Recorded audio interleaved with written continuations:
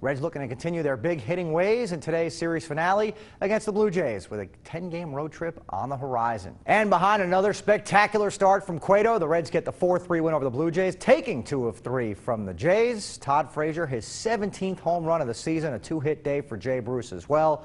Reds now heading out on their second 10-game road trip of the first half of the baseball season. It starts on Monday in Chicago.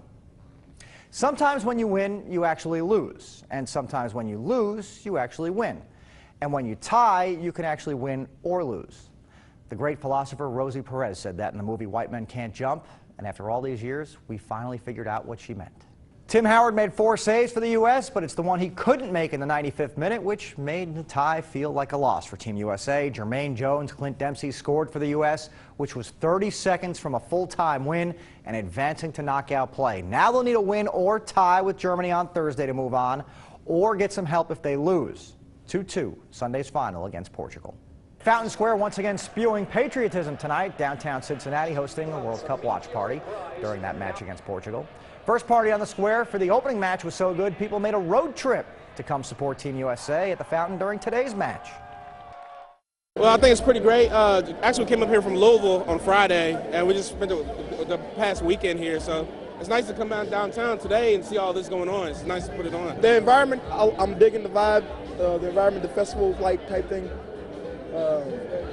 I wish we had something like this in Louisville. It's just exciting. It makes you proud to be an American. All right, so look now at the World Cup standings. Now that every team in Group G has played 2 matches, the U.S. and Germany play Thursday. Both have 4 points. Winner moves on. Both would advance in the event of a draw as well. Both can still advance with a loss as long as the Ghana-Portugal game isn't a high-scoring blowout in either direction. With Justin Martin off to SMU after transferring and Samaje Cristen hoping to be taken in this week's NBA draft, Indiana transfer Remy Abel was going to be a big factor in Coach Chris Mack's plans. Plans the coach may now have to alter. Summer ball continued with the City Gear League, and Remy went down in a heap while going up for that layup. Could be devastating for Remy and the Muskies as he had to be carried off the floor by his teammates and taken away from the gym in a wheelchair. No word yet on the severity or nature of the injury. When you run the Kentucky Speedway, you don't have a much busier week than the one you are looking at right now. So, Mark, we appreciate you being here tonight. Oh, it's my pleasure. Quaker State 400 coming up next weekend. Obviously the other races as well, and we'll get to those. But as far as a Sprint Cup race, any new wrinkles that fans can expect when they come to the Speedway this week? Well, I think what you're going to see this time is focused primarily on the racetrack itself and the racing itself.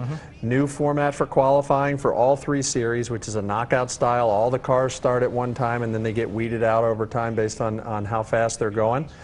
So that's a new development. And then, of course, the big thing for Sprint Cup is the wins versus points. Now you need to win a race in order to guarantee your spot in the chase, and with only 10 races to go by the time they get to Kentucky, things are going to get a little bit tight. You're going to see people like Tony Stewart or Clint Boyer and people like that they really need a win. Well, you brought it up, so I'll stay with that theme.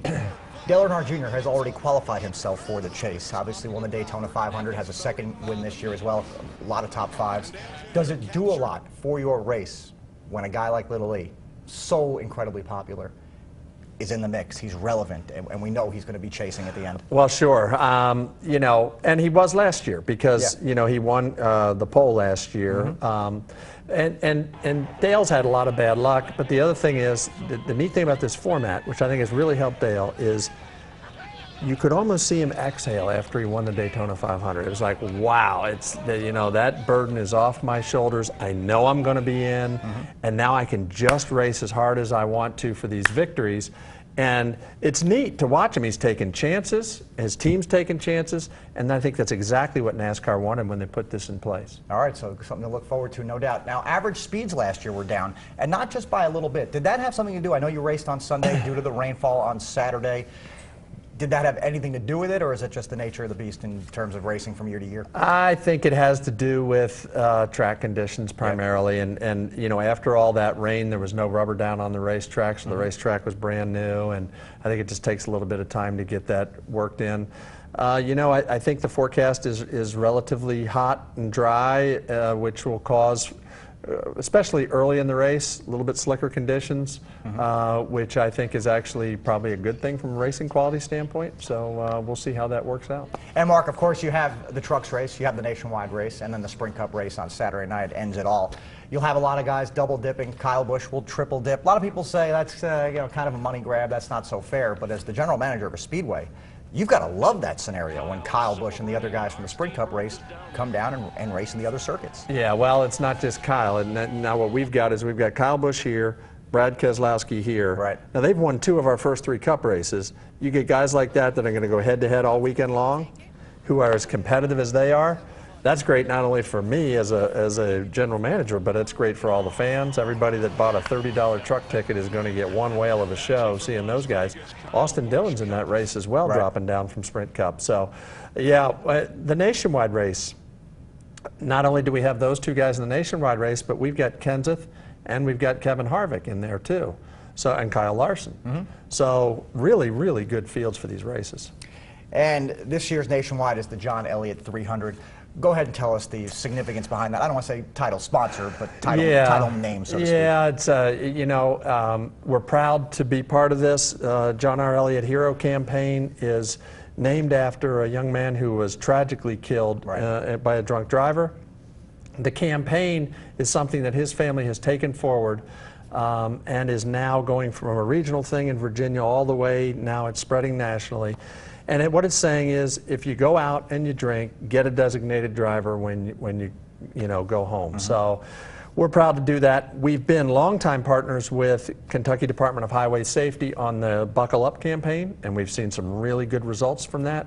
We're hoping to do the same thing with this. Kentucky Speedway General Manager Mark Simendinger, thanks so much for being here. We appreciate it. And come see us again in September because you got another nationwide race coming in. That's right. Thanks, Mike. PGA Tour just played its last Tiger-less week as Tiger Woods announced his return to the game 3 months after rehab and recovery from back surgery. Tiger will play this Thursday at Congressional in Maryland. Rest of the pros won't have very far to travel to that event as they finished up in Connecticut today at the Travelers Championship. Sergio Garcia had a shot at the Travelers today. Good start on 1. Look at the read and the speed on the birdie roll.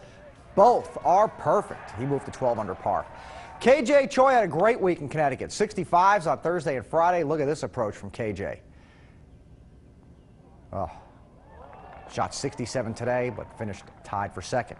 Final round, and the back 9 belonged to Kevin Streelman. As good as this birdie putt was, it was just 1 of 7 to finish out. Yeah, you heard me right. 12, 13, 14, 15, 16, 17, and 18. All birdie holes for Streelman. First time that's happened in the championship of the PGA. He wins the Travelers Championship by 1 shot over Choi and Garcia. And a first for Michelle Wie. Remember that Sports Illustrated cover? She's only 14. Well, now she's 24 and a U.S. Open champion. Buried a 25-footer on 17, and then on 18 tapped in to hold off Stacy Lewis, the world's #1, and she clinches her first major championship. Nice job by Michelle. Stock cars in California for the Save Mart 350 on one of the few road courses the 43 drivers see each year. So who's coming to Kentucky with a win in Sonoma? Lap 75 of 110. You see the layout there. Matt Kenseth going to get bumped here by Dale Earnhardt Jr. It's awfully hard to control on those road courses at those speeds. Matt's going hard into the wall. He was okay, but his day and his car are both done.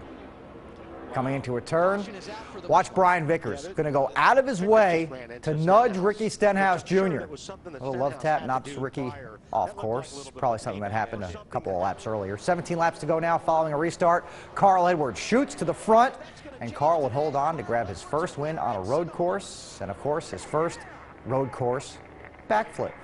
Jeff Gordon Dale Jr. finished 2nd and 3rd respectively. Stock cars loading up the haulers now and heading to Sparta for next weekend's 3 races in Kentucky.